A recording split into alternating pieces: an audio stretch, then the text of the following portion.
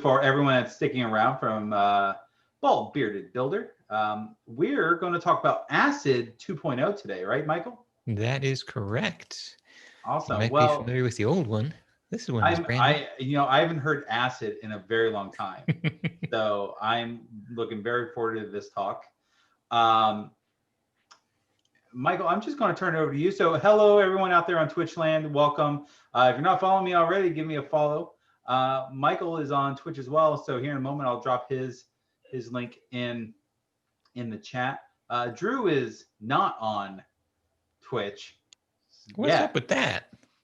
So Drew is my my good friend who helps with the Hampton Roadside Users Group, which technically this is, even though we're not calling it that. But we're just going to turn it over to Michael, let him do his thing. So Michael, it is all yours. Awesome. Thank you very much, Kevin. Hi, Michael L. Perry. So yeah, you can check me out Twitter, Michael L. Perry, or on Twitch, I'm at Janaga. And we're talking about ACID 2.0. This is a new way of thinking about how to make your database and your application work well together. And using ACID 2.0, you can make better APIs, you can make better messages, you can make better distributed systems. And here's a little secret, it's all based on math.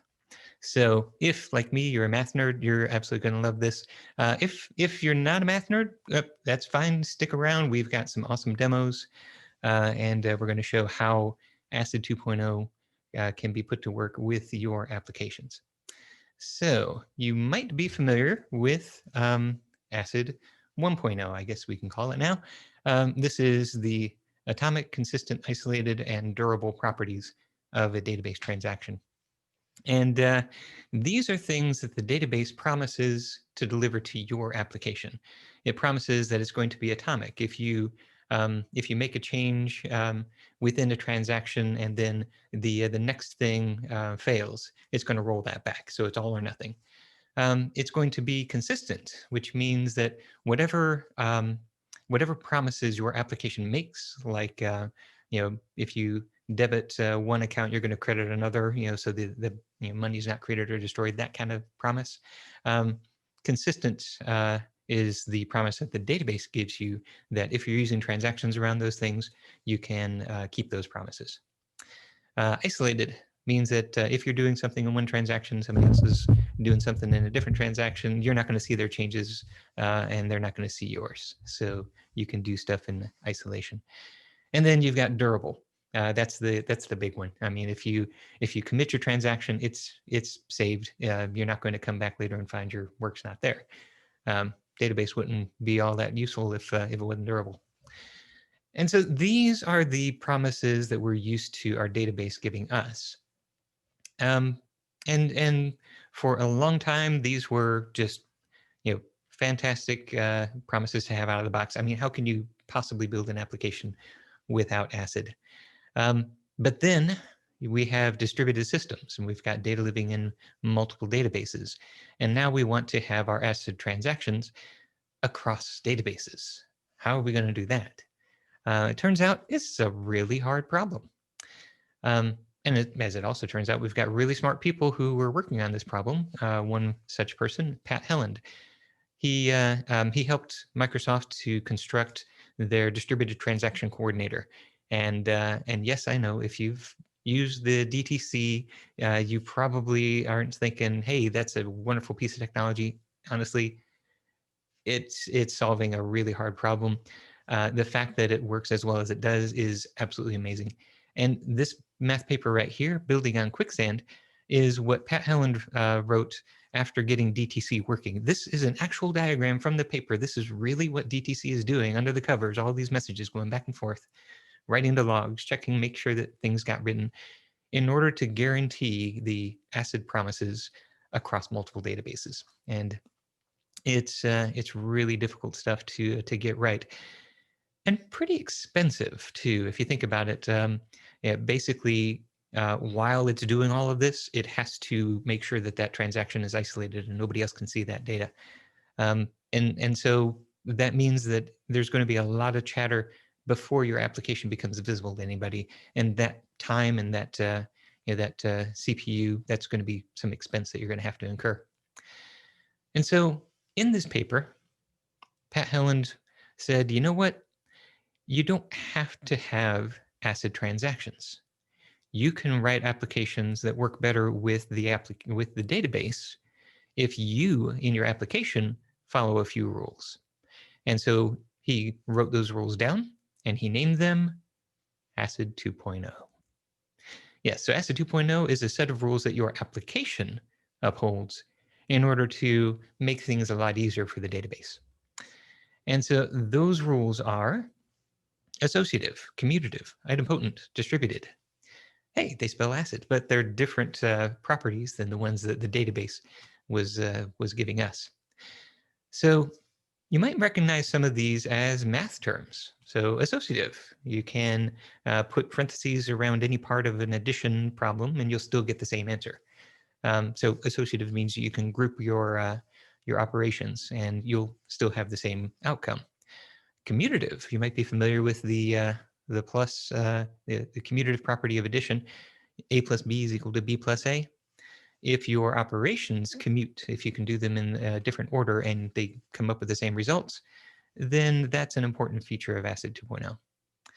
Idempotent, that means if you try to do a thing more than once and upon duplication, you still get the same result, then your operation is idempotent. And then there's distributed. And this one is a little bit strange when you first hear it.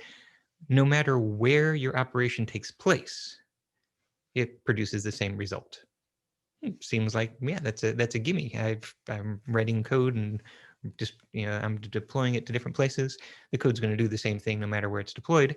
So don't I get distributed for free? As it turns out, you don't. So we're going to look at a case where you don't get that distributed property for free. But if your code is ACID 2.0, if you follow all of these properties, then you can rely a lot less on the properties coming from the database. So let's take a look at two of the hard problems in distributed systems. They are, number 2, exactly once delivery, number 1, guaranteed order of messages, and number 2, exactly once delivery. And this is one of my favorite riffs on the two hard problems joke, but it's absolutely true that the hardest things to do in a distributed system are to guarantee that if a message is delivered, it won't be duplicated, that it's delivered once and only once. And it's really difficult to prove that messages are going to arrive in order. Things happen. You've got dead letter queues. Things get out of sync, and so if your application can tolerate messages being delivered more than once, if it can tolerate messages arriving out of order, then you've got a shot. Otherwise, it's going to be really expensive for you to try to guarantee these two things.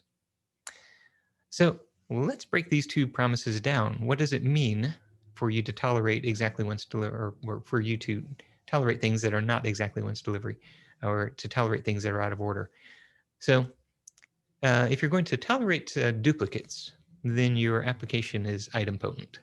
So let me show you an example here. You've got an API, and so you're going to get a resource /people/42, and you're going to get back the name Bob. That's the object that's going to come back.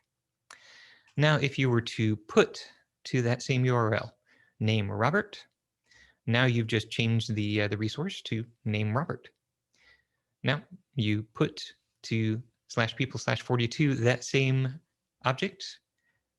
You're not going to make a change. It's still going to be name Robert. And so that operation is idempotent.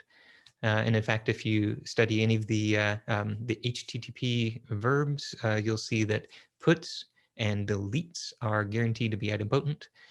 Post is not. So according to the spec, a proper put and a proper delete will be idempotent. So duplication of those things won't cause any additional effects, which, as you can imagine, might be a pretty important thing in a distributed system. let's take a look at another one of those properties, the commutative property. If things arrive out of order, you still get the same result. Let's suppose that you've got an application that's keeping score. So you start with 0, you score 3 points, and then you score 5 points, and now you've got a total of 8. Well, what if those two scores arrived out of order? You would have scored 5 points first and then 3, but you would still have 8. So keeping score is a commutative operation. Well, because it's just addition, and addition is commutative. So we kind of get that based on the operation we're using under the covers. So if our application is just keeping score, then it's going to be commutative. So now, what about taking a look at those two operations from the other side of the fence? What promises do they not deliver? So let's come back to the put example. So put, as we saw, is idempotent, but it's not commutative. So here's our resource with the value name Bob, and we put to people42 name Robert. That changes it to name Robert, but now we put to people42 the name Larry. That changes the name to Larry. So by the time you're finished with these operations, you've got to the value of the resource being name Larry. If puts were commutative, then you would end up in that state no matter what the order was. But if you put things in the different order, then you're going to end up with a different result. The last writer wins. And so puts are not a commutative operation. Okay, so let's take a look at the scorekeeping application. Well, we just saw that one is commutative, but it's not idempotent. So I'm keeping score. I say I've scored 3 points. I've scored 5 points. Now I've got a total of 8. If I repeat that last one and I learn that I have scored 5 points a second time. So it's not that I actually have scored another 5 points.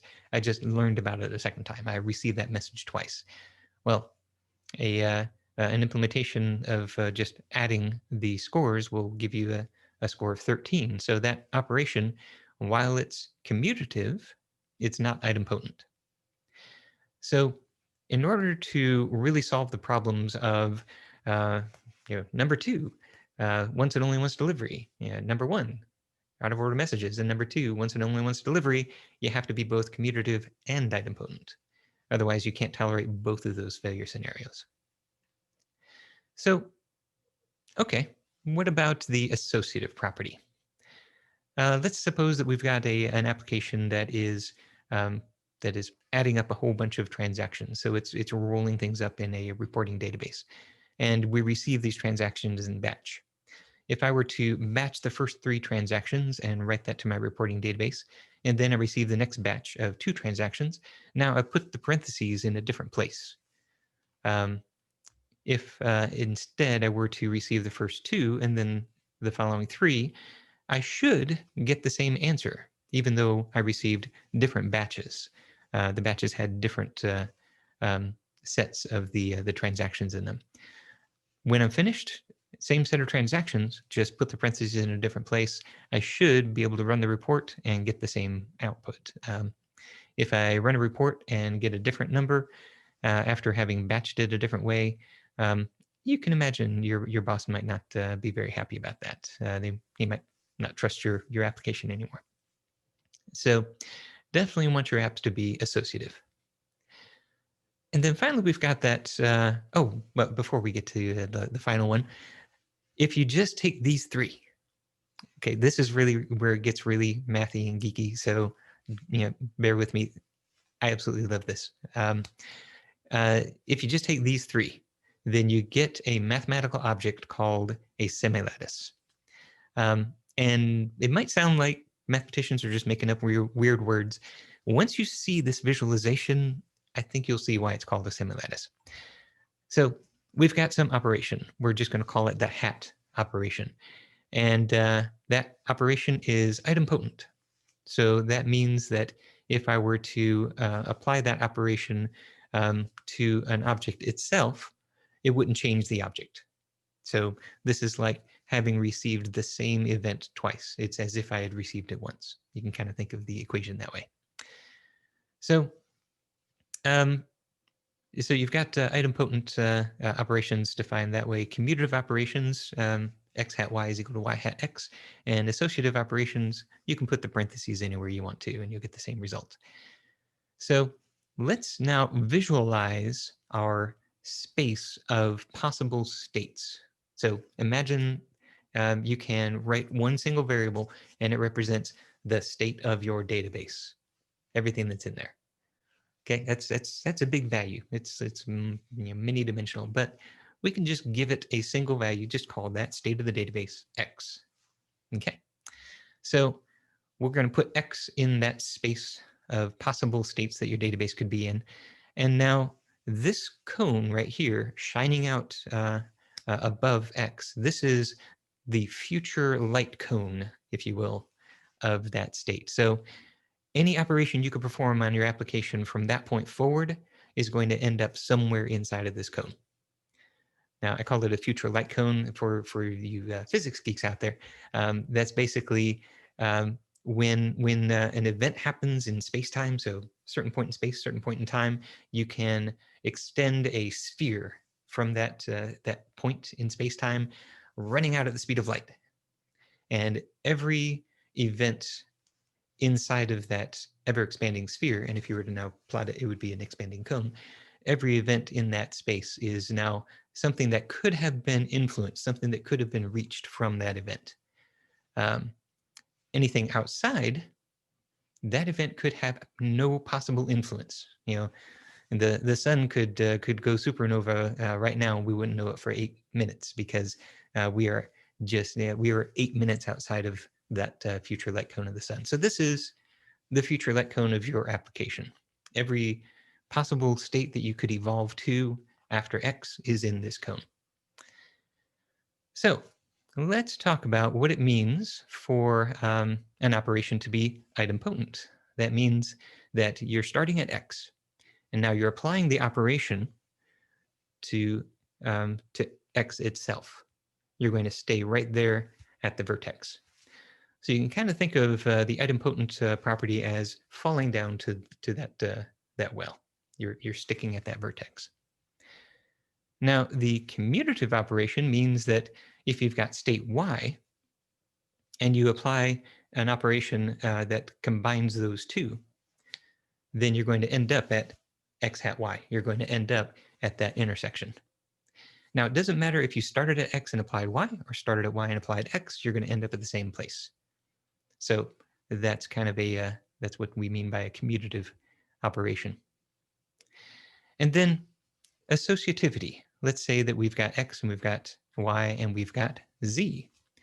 So I could take y hat z first and then apply x, or I could take x hat y first and then apply y. Either way, I'll end up there at the top, x hat y hat z. So it doesn't matter which direction it came from, I'm still ending up in the same place. So this whole picture, if you think about these possible future states of your application as evolving into the vertex of another light cone that's kind of subsumed within the one that you're currently in, that is the picture of the mathematical object that is known as a semilattice.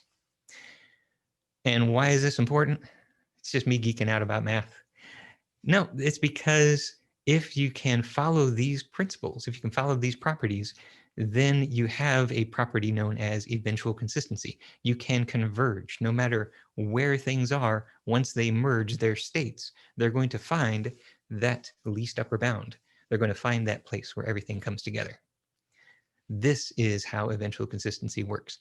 And yeah, so mathematicians call this a semilattice because if you kind of think about the lattice that's in your backyard, that the vines are growing up, that's got these diamonds in it, right? So what we've really done is a lattice in mathematics would be something that is closed at the bottom and at the top. It's got a least upper bound and a greatest lower bound. But semilattice is all that's required in order for you to reach eventual consistency. So this is a diamond that just has a bottom and the top is open to the world. So that's why they call it a semilattice. And it's a beautiful picture. I love it. So what is it with all this math? Who cares about that? How does this help me to build better systems? Well, let me show you an example of an operation that is a semilattice. And so we're just going to talk about a set union. So if I've got two sets and I union them together, then I'm going to get something that has everything that's in either set, but no duplicates. And that's because sets don't count the things that are in them. It's just either in the set or it's not. So if you were to take a set and union it with itself, like a set of car union with a set of car, you would still get the set of car. You wouldn't have two cars. It doesn't know that car is in there twice. It just knows car is in the set. So the set union with itself is the set itself. That operation is idempotent. Commutative.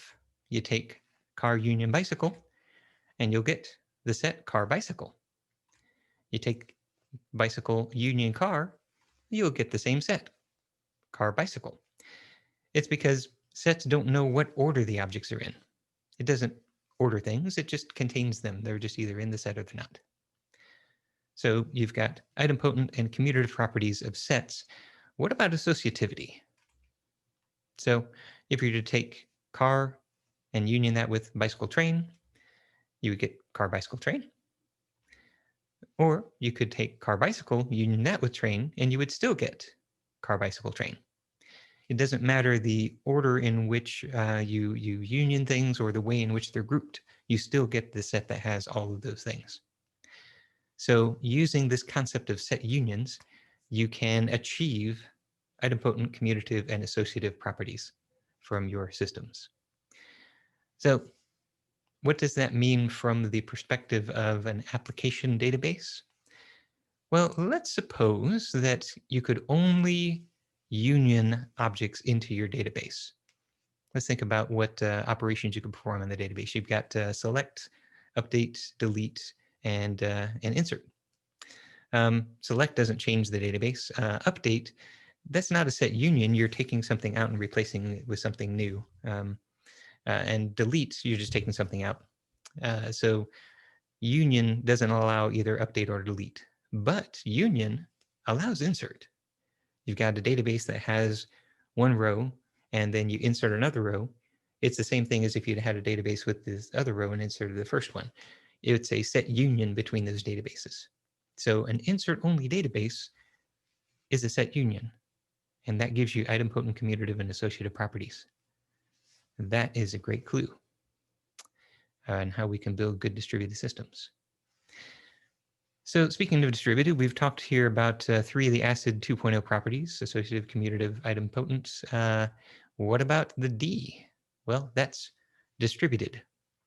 So if I were to take the same transaction and apply it to three different databases, I need to get the same result. Well, what if my database uses an auto-incrementing ID? Then it's possible that they'll come up with different IDs for the same insert. So the databases aren't acting in a distributed manner if you're doing that. Well, I don't have multiple databases in my distributed system. It's just a single central database. Well, you're now relying upon topology there. You're saying that there is one central place that everybody has to go. And if you really want a true distributed system, you want to not rely upon the topology so much. You want to allow for active-active configurations of your database, so you can switch from one to the other and then switch back, union those together, and know that you're going to get to a consistent state. You're going to want to be able to cache your data out at the edge, insert into that cache right through to the central database, and know that you'll end up in a consistent state. You might even want to take your application data and move it all the way down to the mobile device, have a progressive web app, or have a rich mobile experience that saves all of that data locally. And you want to make sure that when it shares that with the server, that it still ends up in a consistent state. And in order to accomplish that, you need to make sure that you can distribute your operations. And no matter where you perform them, you end up in the same place. So those are the ACID 2.0 properties. And I've got a quick demo we can run through in order to show you how the default of what we do just out of the box doesn't really uphold ACID 2.0 and what problems that can solve. As I get that set up, if there are any questions in chat, go ahead and shout them out to me. Watching chat, just no questions. All right, cool. Just people enjoying and geeking out on the math. Awesome. I love geeking out on the math and the physics too. I'm a sucker for the space-time show on YouTube and all that cool stuff.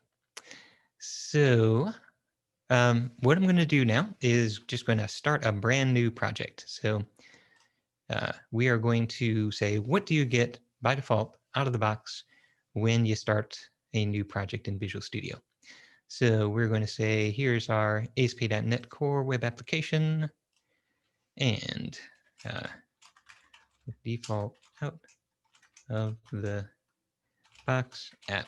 What's it going to do?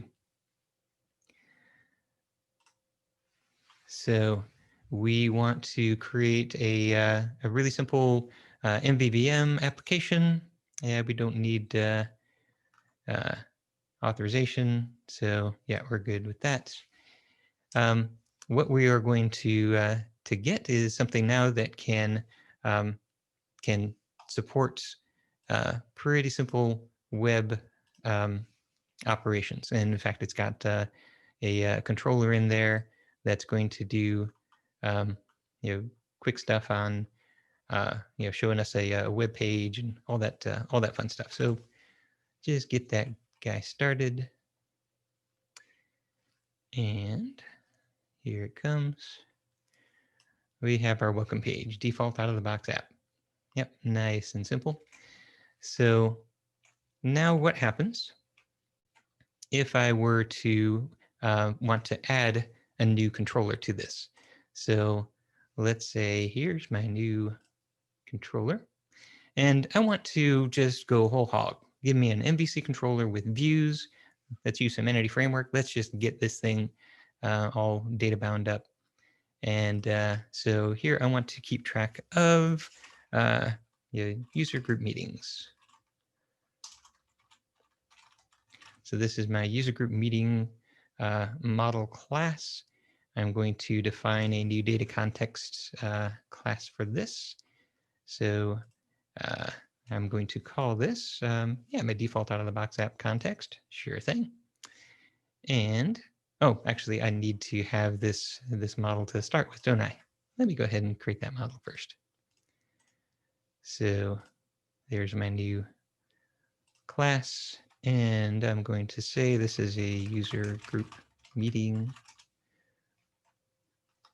So we know we're going to be using entity framework for this. So we've got our user group meeting ID. That's going to be an integer.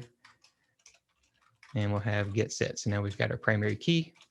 And we've got a string, the title, and then a date time for the date. So nice and simple to get started. Let's make all of these public properties.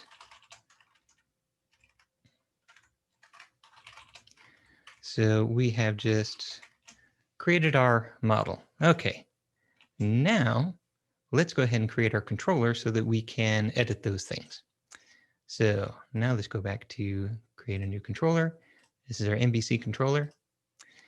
And now we can pick the user group meeting model and create the default out of the box app context and go. So this is going to just do a whole bunch of magic for us. It's going to create a DB context so that we can persist that entity to the database. It's going to create a connection string so that we can save that in SQL Server. It's going to do SQL local DB by default for the connection string. And it's going to create a whole bunch of views so that we can create, edit, and delete those things. So we've got all of these controller methods that were just generated for us automatically. So to get things running, the first thing I want to do is go ahead and create my database. So I will do a .NET Entity Framework update database. Oh, actually, I need to add a migration first, don't I? So migrations, add. Let's get this thing to initialize the database.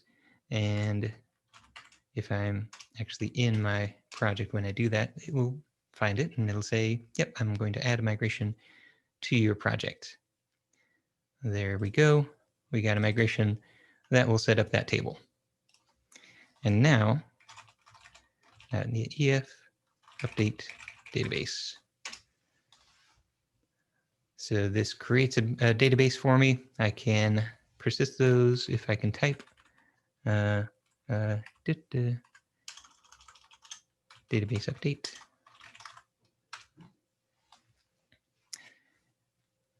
And so now when I run the application, ba-boom, I have a brand new application that now has a user group meeting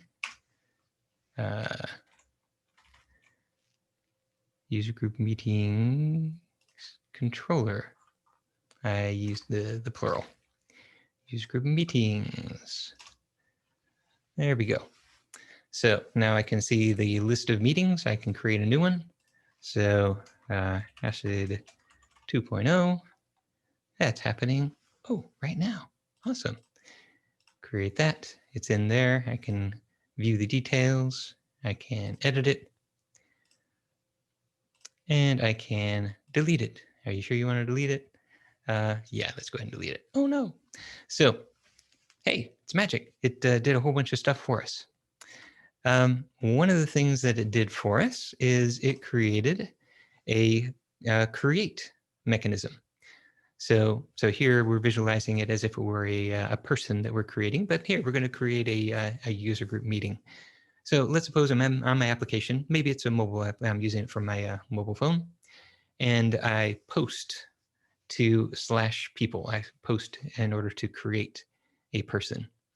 So that's going to go to the web application. That web application is going to do an insert on the database and then grab the identity and put that into the URL so that I can see it back on the mobile app.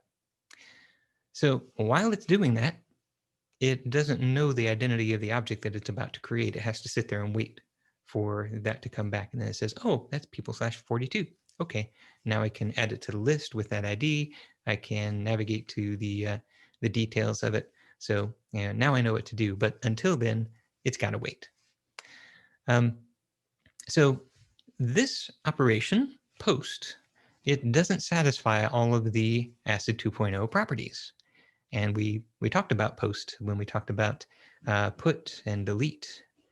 Post is not idempotent. Yes, you guessed it. So what happens then if I fail halfway through and I have to retry? And then I'll end up trying to post to /people again, and I will end up with a duplicate. Let me show you what I'm talking about here. So we've got our application. I want to create a new thing. So right here is my create method. So I'm going to add the user group meeting and then save changes. But let's suppose right here, I'm going to do a task.delay. Let's wait for 5 seconds. So during this time, we're kind of simulating a slow network for the user. During this time, the user gets freaked out and says, "Oh, I don't know if this happened," and they push the button again. So let's run that and see what that will do. So come back here. We're going to create a new meeting. We'll say ACID 2.0. That's happening right now. I'm going to create. Things are not working. Okay, I gotta hit create again. Wait a minute, is this thing broken? What's going on? Oh, okay, it's back. Oh, what just happened? I got two things. And that's because the user clicked submit twice. No, it's not. It's not because the user clicked submit twice. It's because your app is not idempotent. The user intended to create one object, but they weren't sure that that happened. And so they had to click the button again just to be sure. And so the application not being idempotent, it didn't satisfy the user's intent. So what we want to do is to understand, did the user intend to create a new object, or did they intend to just make sure that the thing that they wanted to do happened? So a lot of advice that you'll see online would be, okay, we'll just disable the button. Let me tell you why that's not a great idea. Let's suppose that the message went out and it made it to the server, made it to the database. Meanwhile, the user, they're on a train and they go into a tunnel, and now they can't get the response back, so they don't know that it was created. Does the user know that it was the response that failed to come back, or whether it was the request that failed to make it to the server? They can't tell. To them, it looks the same way. So when they emerge from that tunnel, 10 seconds later, what are they going to do? They have to press the button again. So if you are going to take away the user's ability to retry, you're going to have to retry on their behalf. You're going to have to build this as a progressive web app that's running in the background and then has a queue, and then make sure that things get sent from that queue. And so, yeah, by the way, you're going to be retrying in order to make that make sure that happens. And so your server is still going to have to be idempotent. So in order to satisfy the user's intent, you're going to have to make sure that your server is idempotent either way. So don't take away their ability to click submit twice. Make sure that you only add the record once. So how are we going to do that? How are we going to make sure that we add our records only once? So we saw here that our post is not idempotent because you post a resource to /people, and you're going to get back people42, but then you post again, same resource, same URL. The server has no choice but to give you back people43 because it can't tell whether that's the intent to create a new one or the intent to retry the message. So we're going to have to solve that problem. At the same time, we're also going to have to solve the distributed problem. If I had two different databases and the user could hit either one, had some active thing going in the background, or they could hit a cache based on where they were. And as they roam, they might hit a different cache. So if I insert into one database, I'll get one ID. Insert into another database, same objects, I'm going to get a different ID. So that means that the operation itself is not distributed. It's not performing the same operation no matter what server I'm on. So in order to really be ACID 2.0, I need to solve both of those problems. And here is one solution. Rather than use post, which is not guaranteed to be idempotent, you can switch to put. You can say, I want to put Robert to this URL, people/Bob1945. And so that's the ID of the object. If I were to do that again, it would still be people Bob 1945. It would still be the same object, the same identity. So what's changed here? It's not just that it changed from post to put. It's that now the client knows what the ID is ahead of time. The client knows what the user intends to create. They intend to create Bob 1945. And so now the server can tell the difference between a retry and a brand new creation.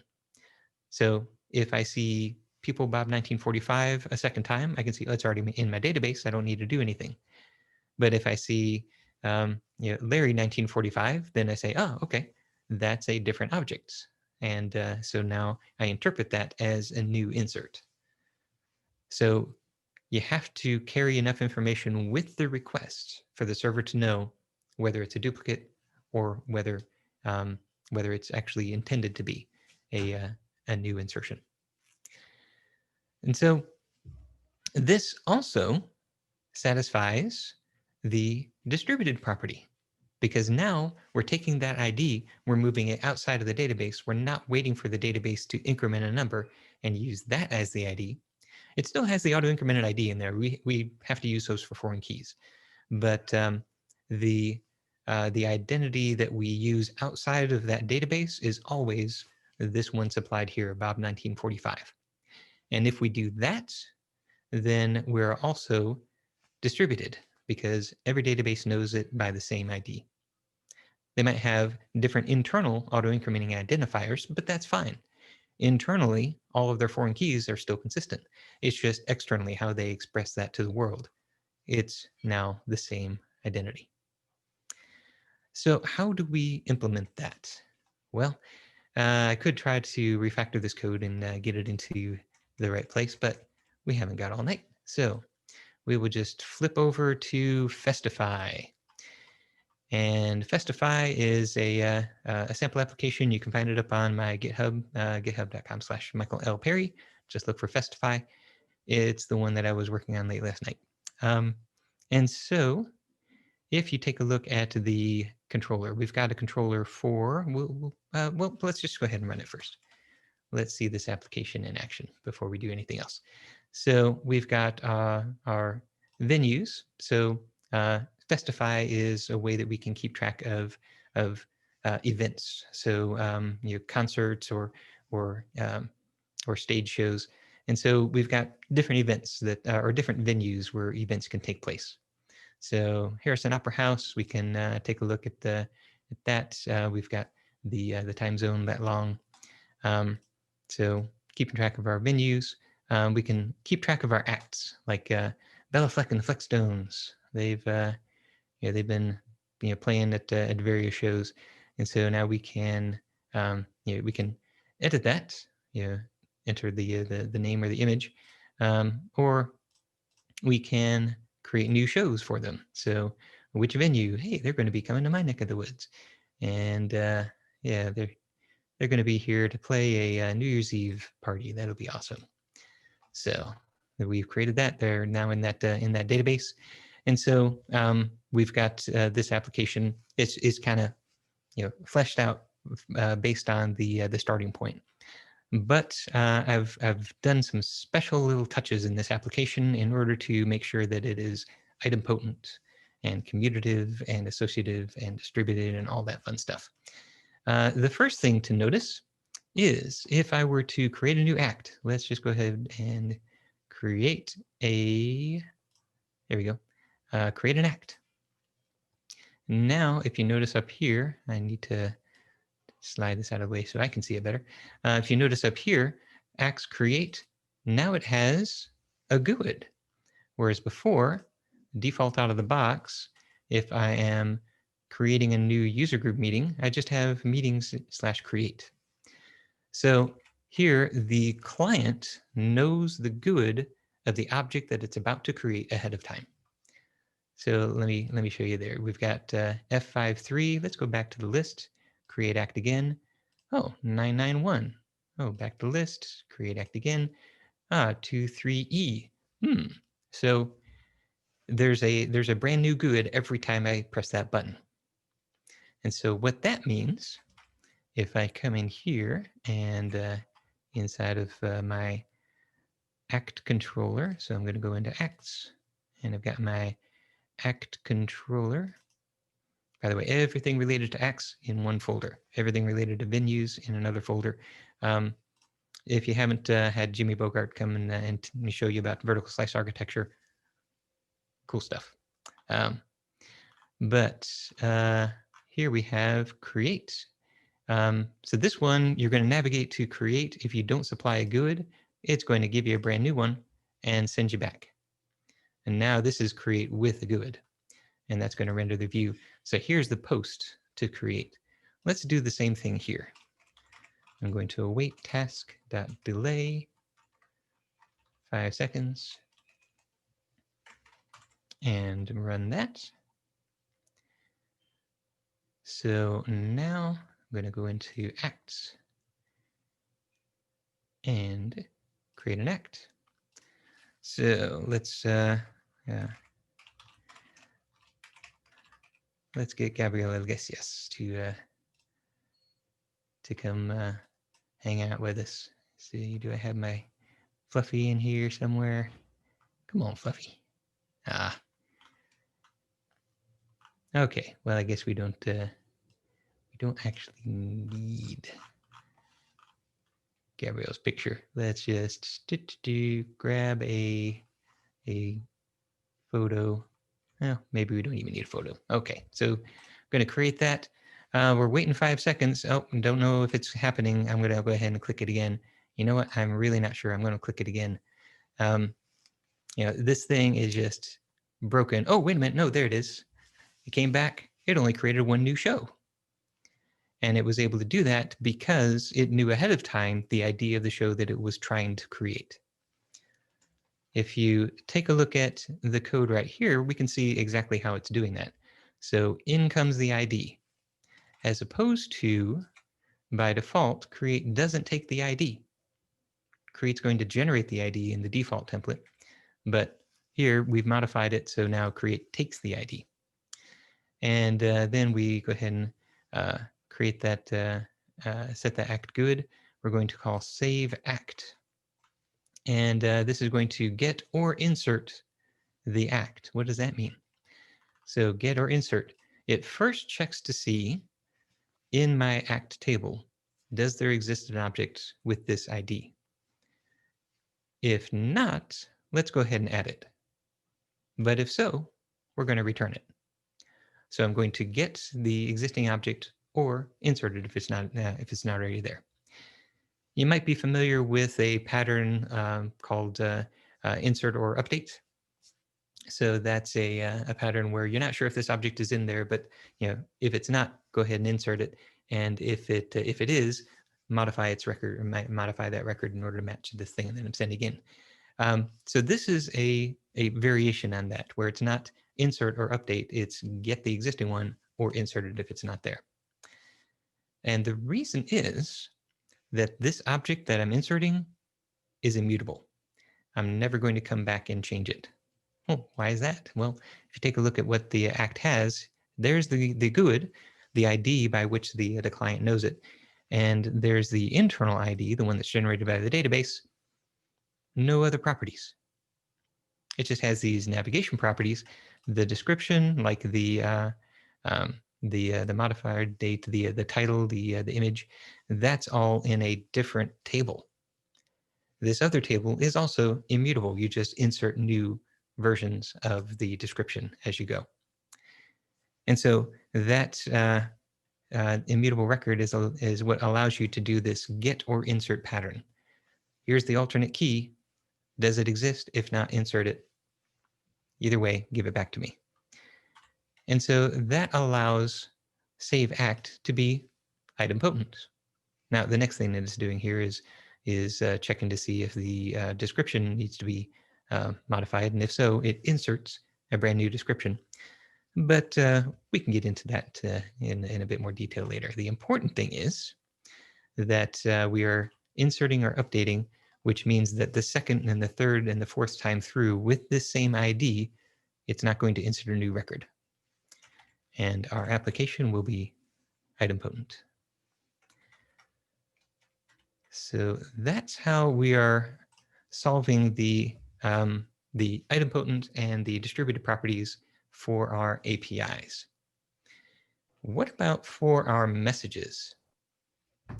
So if you were to take a look at the database behind this thing, you would say, yeah, that's great for being idempotent and for being commutative, but that's not so good for just searching. what if I've got a whole bunch of shows and I want to search for Gabriel Iglesias? That means I have to search on this description, but only get the most recent version, and it's not going to be a great experience. So what I want to do is I want to take this information and index it in some store that's really good for searching, and I want to just store the most recent version. And so the way that that I like to do that is, let's not search out of this application database. Let's do search in something like Elasticsearch, because it's for search, So that kind of gets us into the next part of the demo. If there are any questions to address before we get to that, Yes. I would love to. Awesome. Yes. We had a question from Surly Dev asking about how do you protect against a malicious application sending the ID of an existing record and possibly overriding it? Excellent question. So, yeah, the idea of an existing record. What we're showing here is not the security aspect of it. So, yeah, when you insert a new record, you have to make up the GUID and then you insert it. If somebody else could figure out that GUID, then you still want to make sure that they can't access that record. So so what I like to do is, let's see if we can kind of see the shape of things here. Let's suppose that you've got different people who can edit different acts. So like in this application, you might think, okay, this is all role-based. You've got some people that can just edit all the acts. But let's suppose this was a multi-tenant system, and you've got some acts belonging to some groups and other acts belonging to others. Well, then what you would have inside of your act, let's go back to the, that's the info object here. Here's the save act. Yeah, so there's the actual getter insert act. Yeah, there's the actual act object. So if this were a multi-tenant system, then you would have some foreign key here to the user that owns that act.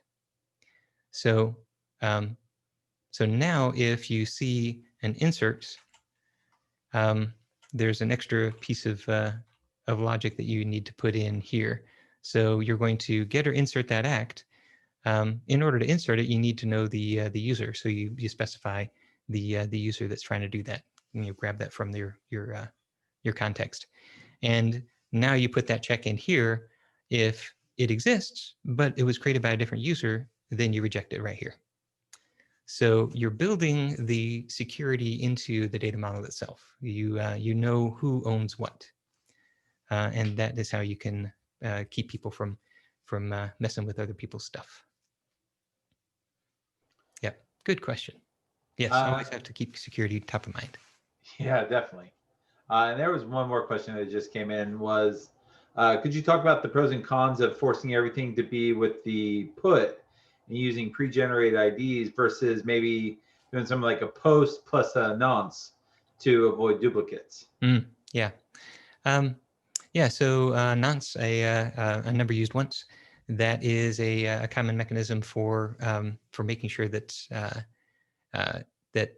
something isn't duplicated, or that you can detect the duplicates. Basically, come up with a random number and then create with that random number. Doing that, let's kind of go back to this picture here. So so doing that doesn't change the identity that you get back here. You're still waiting for the server to create the object. It can detect the duplication, and so it can protect you. It can make this an idempotent operation. It doesn't make it a distributed operation because you still end up with a different ID based on which database you hit. And it doesn't really solve the waiting problem either. You have to wait for the ID to come back. Let's imagine that this is a completely offline mobile application. So it's a rich mobile app where it's a PWA and it's got its own storage on the device. If the client knows the ID ahead of time, then it can go ahead and insert that object and let the user keep working. They can now edit that person. They can now delete that person, or they can take that person and subscribe them to a Twitch channel or whatever. So they can now start working with it because they know the identity. If you protect this with a nonce, you're still not sure what the identity is going to be until you get this back, and so you force the user to wait.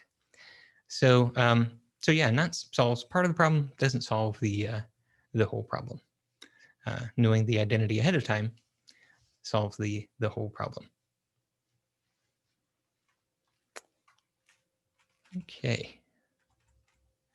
So let's talk indexes. So what I have here is my Festify indexer.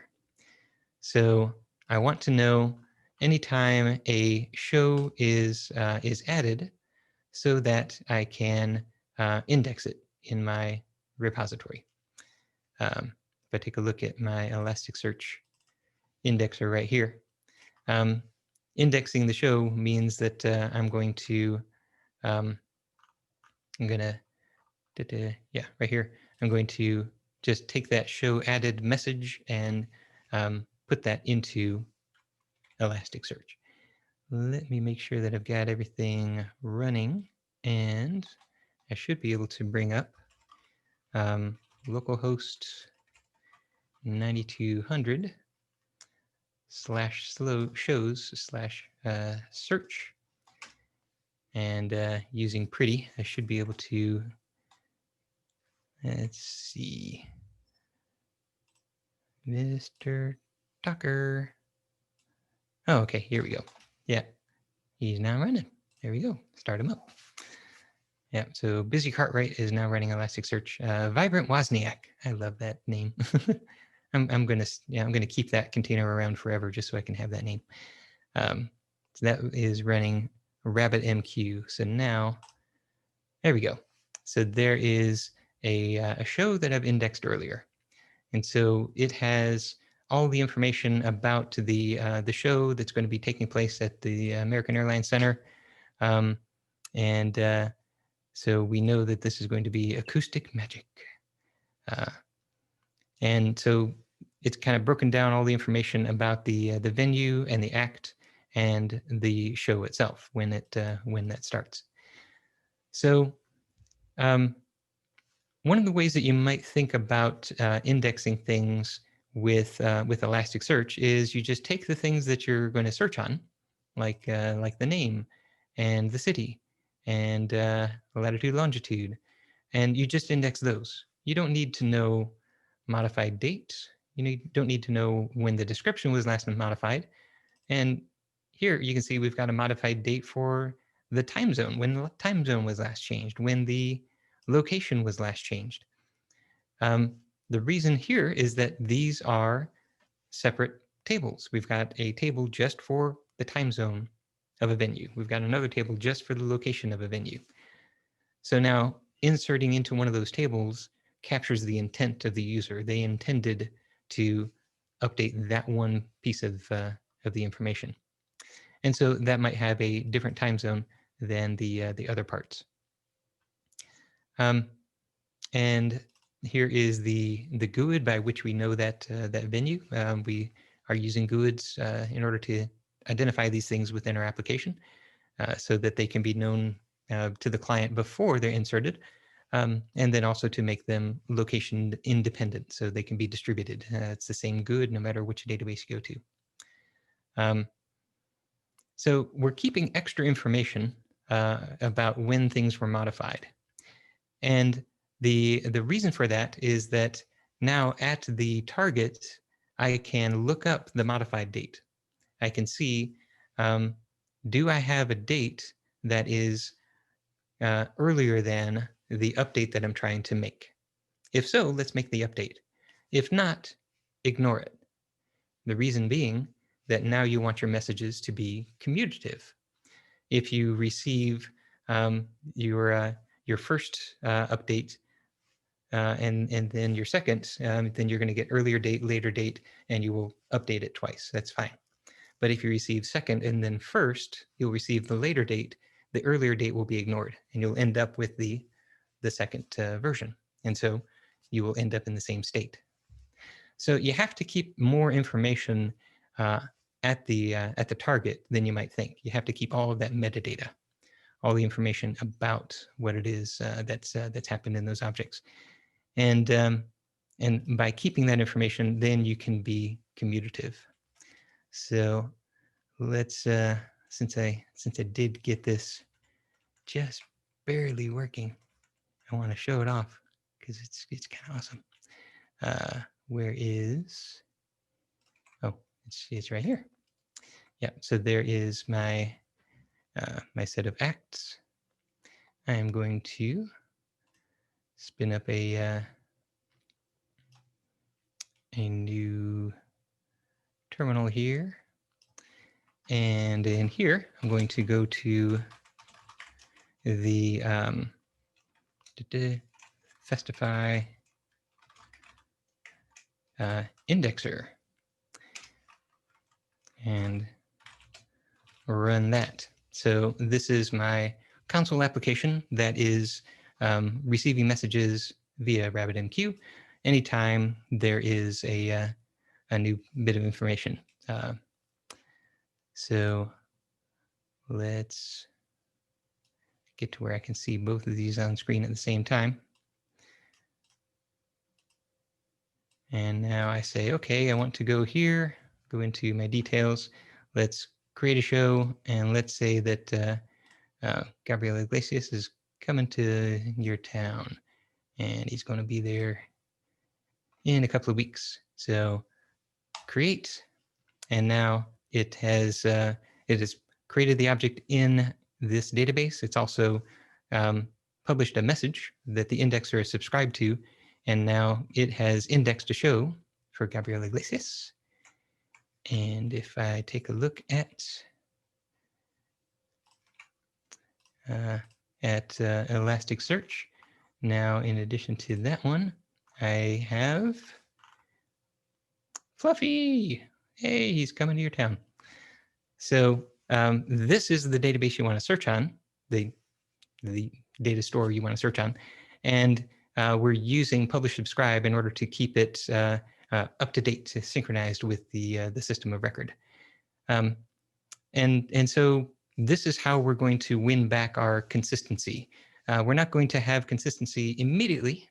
We're going to have consistency eventually, once the messages arrive. And we're going to make sure that when we receive those messages, that we can tolerate duplicates, because if we already have this, we're just going to take a look and say, oh, same modified date, ignore it. We're going to tolerate things coming out of order. So if we already have information that's newer than what just arrived, we're going to ignore that message. And so by being idempotent and commutative, and now we're using GUIDs in order to be distributed. We are associative. Well, in this case, we're just doing one thing at a time, so there's not much grouping going on. But now we've got our ACID 2.0 properties, and we have built an application that's reliable, and we've built a distributed system that reaches eventual consistency. And so now we don't have to rely upon distributed transactions to keep Elasticsearch and the database in sync. We can be eventually consistent, and everything works out fine. So that is the set of properties we want to be ACID 2.0. If you want to learn a bit more about ACID 2.0 and how to build reliable distributed systems, please check out The Art of Immutable Architecture. You can read all about my book at immutablearchitecture.com. And here I go really deep into all the mathematics behind how this stuff works, why it works, and how you can design much more reliable distributed systems. Thank you very much. Good times. Thanks, Michael. I made a comment in the chat that this is one of those type of talks that make me want to go rewrite everything I've written in the past 10 years. It's like, oh, I did it wrong. I did it wrong. I hacked this together. I hacked that together. Now I gotta go fix everything. Mm-hmm. Well, it's the problem is that the templates out of the box lead you to doing it wrong. They don't lead you to a place where you can be commutative and idempotent. So it takes effort. You have to think about it.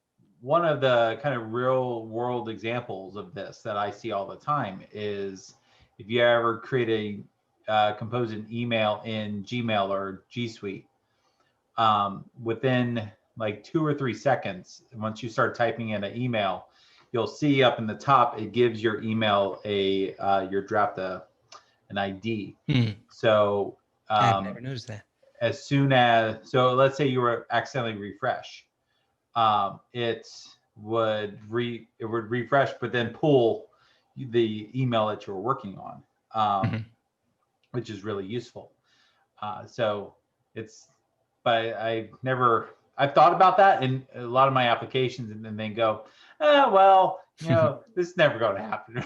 Like, this is an edge case. And then all of a sudden, edge case happens. And crap, it's not an edge case. So yeah, exactly. They're just cases. They're just things that happen. And yeah, the problem is when we think about distributed systems using the same tools that we've got, the same mindset of imperative programming, of state change, of properties on objects that you can change, then reasoning through all of those changes, reasoning through that state machine, becomes a really daunting task. So so you have to find a set of rules that allow you to think about things in a much more abstract manner. And so that's why I start with immutability. That is my default, and that gives me these things out of the box. That's awesome. All right, chat. We still have a lot of people watching. So chat, if you have any questions, now's the time. But I dropped a link to your book in the chat as well, Michael. So cool. Awesome. Folks go buy Michael's book, and then you don't have to ask him any questions. You just yeah, and there's so much depth in this application we could go into. So kind of while we're waiting on questions, there is one really cool thing in here that I wanted to point out, and that is if you were to take a look at, so let's go back to this guy right here. So we've got this image. Let's go ahead and take a look at what's happening with this image. We'll go ahead and refresh. So we've got, oh, let me turn this off. That's destroying the whole demo. Goodness. Refresh again. There we go.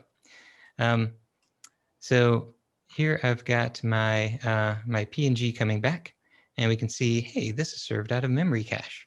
Oh, that's really nice. So if the user has already seen that image, they don't have to download it every time they navigate to a different page. So right here, response headers, we can see max age, this really big number, that's the number of seconds in a year. So we are caching that thing for a year. How can I possibly cache the image of an artist for a full year? Certainly in that time, they're going to come out with a new album. They're going to have a new album cover. They're going to update their artwork. So how can I tolerate those really aggressive caches?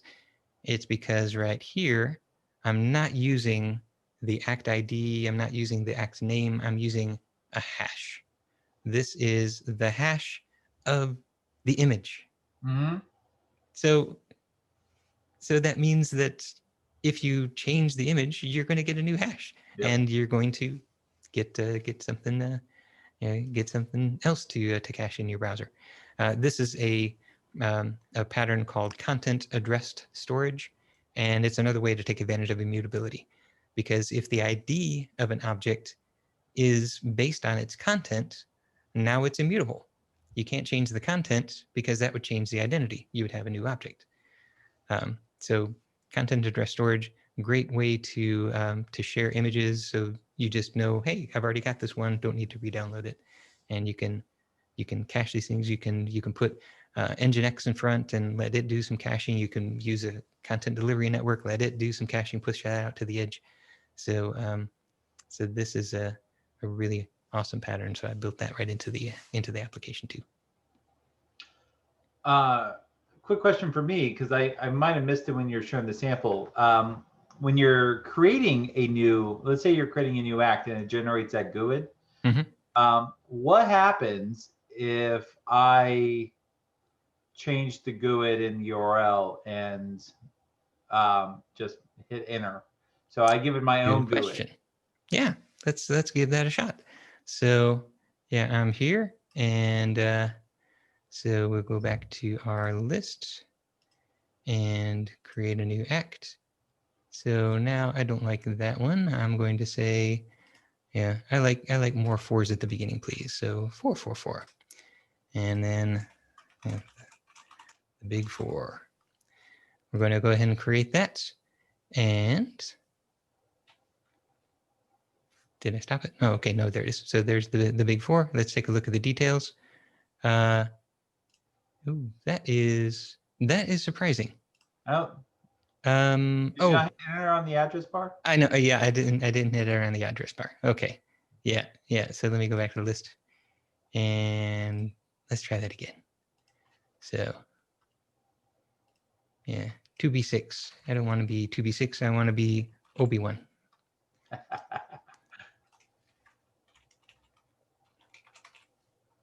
Oh yeah, let me not do that again. So now hit enter on the taskbar. Okay, now OB1, create.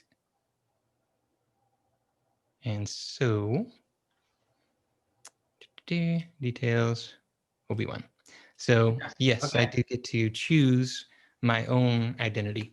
This code right here for the server to create the GUID and redirect back to it, that's really just the server being nice. It's just ideally, I would want the client to generate their own IDs. It's just JavaScript not too good at generating GUIDs. Really not. No. If you take a look at any samples online, you'll see, hey, here's how I put a random number generator behind a GUID. It's like, yeah, that's not what a GUID is. So let the server do it, give it back to the client, and then the client can use it. But yeah, that's just excellent convenience. And I think that goes back to one of the earlier questions. Like if you somehow figure out an ID of another act and you paste it in there, you have to make sure you're doing other security checks and before you're committing any of that stuff to the database. Yeah, exactly. And if you're using auto incrementing IDs, it would be a lot easier to guess those things. But it's not out of the question with GUIDs, especially if they're all coming from the same machine. You can see patterns in them, and yeah, you could guess them. So one of the IDs that I really love to use especially when I'm talking about a user or a something that can act with autonomy, like an organization, I like to use a public key as their identifier. So yeah, public keys really hard to guess. If you could guess one, then basically you've broken RSA. But without somebody giving you, hey, this is my public key. Now, of course, you can't guess their private key. But yeah, so you can use somebody's public key as an identifier for that person. You can use it as an identifier for an organization. And then you've got the added benefit of then they can digitally sign their transactions using their private key. And now you can verify them because you've got their identity. It's their public key. You can check it. You can send them private messages. You can encrypt things using their public key, and then only they can read it. So that bakes security into the identity mechanism. So that's another great external identifier. I love it. So Sean is chiming in on our discussion a moment ago. Hey, Sean. So what if we did an example of doing create but posting an ID of something that already exists? Is it going to override, or is it going to error? Is it going to create something new? That is a fantastic question. So let's go back to our list. We're going to do Bella and the Flectones. Let's grab their ID. And now let's try to create, but I'm going to create using that GUID. So I'm on the create page, but that's a URL for some, some evil actor doing some bad thing. And Wow. now, Yeah. anyone want to place your bets? What's going to happen? All right, chat. What do you think? Overwrite or not overwrite?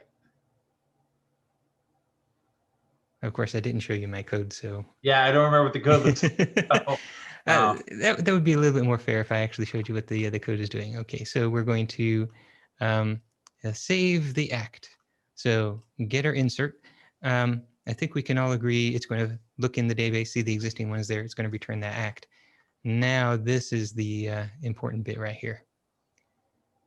It's going to grab the existing act description, order by descending modified date first default, so that gets to the latest one. If it exists and it's different, then it thinks, hey, you might be trying to update, but look at that. It's doing a concurrency check. Yeah, so if I hit create, then concurrency error. Of course, I need to handle this and actually give you a chance to retry. Yeah. But yeah, so this is saying that two people tried to edit the same thing concurrently, which doesn't mean at the same time. It just means that they didn't know about each other's changes. So yeah, something got into the database, you didn't know about it, so you're still holding on to an old timestamp, and then it says, oh, nope, you have to make sure that you're going from that old timestamp now to the latest one. Fantastic. Surly Dev guessed correctly. Error. Yay! There we go. Well, awesome. Michael, again, thank you so much for hanging out with us today. Thank you, everyone out there in Twitch land. Let's see. We don't have anyone lined up yet for next month. It might be me, actually. I mean, we don't know. This is, you never know how these things go. Oh, Surly Dev's interrupting. Wait. Cool. When you call the create page, was the ID created in a DB? No, it was. It was. We took an existing ID and dropped it in the URL. And I think as a malicious user, my goal was, can I overwrite the data that's there? Yeah, so I didn't share the potato base. Let me bring that up in SSMS. And sorry, potato base internal inside joke with a group of friends. I can't stop saying it now. But this is now opening on my other monitor. Here it is. Okay, so here is my Festify database. If I take a look at the ACT table. Oh, Surly Dev's clarifying a little bit. So when we hit create and it generates that GUID, it's creating a record in the database? No, not yet. So So it doesn't create it until we commit our... Exactly. All right. So yeah, this doesn't create the record. It just is the convenience for the browser, so that the browser now has a brand new GUID. It's not until we come back here that we actually want to save something that we create it.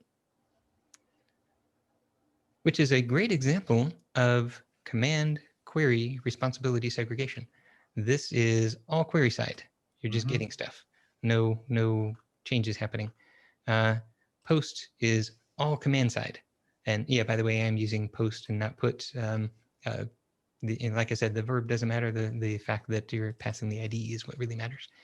So the goal is, if I accidentally hit submit twice, because it's generated that GUID, somewhere around line 74 on this page, it's going to yell at me and say, hey, I've already done that. Because your process can really only do one thing at a time. But if it does the one thing It creates it and then tries to create it again. Mhm. It's going to error on itself. Yeah. Yeah, and it won't yell at you the second time because of this little check right here. Yeah. So you're sending in the same model, and so it says, oh, that's the same title and image hash that I already know about. So I don't need to update anything. Gotcha. But only if there's a difference in that second one does it then do the concurrency check to see, well, was this a concurrent change? If so, then it yells at you.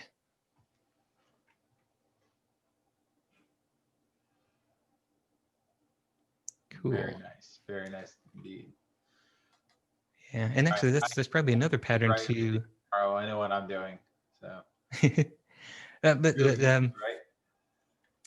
Yeah, there's a great pattern at play here that you can just really explore with the with another speaker is the command query responsibility segregation. So all of my commands are things that change the database, but none of them return results. They just return task. Versus queries, these are things that just get information from the database, and none of them has a side effect. So separating your commands from your queries lets you make separate architectural decisions for each one. Yeah. So that's also a great pattern to get into. Well, fantastic. All right, folks. I think we're going to wrap it up for the night. Wow. We still have like 30 people watching. Yeah, we should do a raid. Michael, do you have anyone that you want to raid that you like? Well, he's already here, but so Code Washan, but is Chad Green online? Chad's not online. Chad was here. He was here. Okay. Chad, are you going live? I know he's been doing his show in the evenings. So, I mean, if Chad wants to go live real fast, I will just send everyone over to Chad. He said someone you like. Oh wait, I like not tonight, no Chad. I like everybody. Okay. All right. Well, Mr. Pulcher I might be on. I think it might still be a little bit early for Harold Pulcher. Yeah, I'm looking at the live coders. There's several people I don't know, so he speaks Spanish, so that might not be the best. Me, Callow Creation, he's doing some stuff. Linux Guru Gamer, all right. Oh, he's just playing it. Oh, doing some of the Kerbal Space Program. Actually, I think he's like modding it. Or doing a plugin because he's got code up, but he's playing at the same time. So, all right, we'll skip the raid tonight. TBD Gamer is live doing code. All right, that sounds good to me. All right, so we'll say Twitch, TBD Gamer. Awesome. Yeah, thanks all for hanging out. All right, so everyone hold on. We're going to set the raid. Then we're going to go offline. TBD Gamer. TBD Gamer. There we go. Yep. All right. And all right, everyone's getting ready to raid. Rules of the raid: go say hi. Give TBD Gamer a follow if you're not following already. Hang out for like 5 minutes and show him some love. If you haven't shown me love or you haven't shown Michael love on Twitch, give us both a follow. I'll do another shout out for so AG. All right. Jinaga. J-I-N-A-G-E. J-I-N-A-G-A. Jinaga. A-G-A. All right. So certainly, yeah, if you can say longer, that's not a problem. All right. Yep. So give us both a follow. We had a lot of follows on this. So thanks to the raid, Bald Bearded Builder, Clark IO for the follow, BWGL follow. Thanks for the follow. Exish, thanks for the follow. Elshay Fuser, thanks for the follow. So many folks to thank. I appreciate you all. I appreciate you, Michael, for hanging out with us today. Drew, I appreciate you for being here, doing everything that you do. With that, we will see everyone next time. Take care.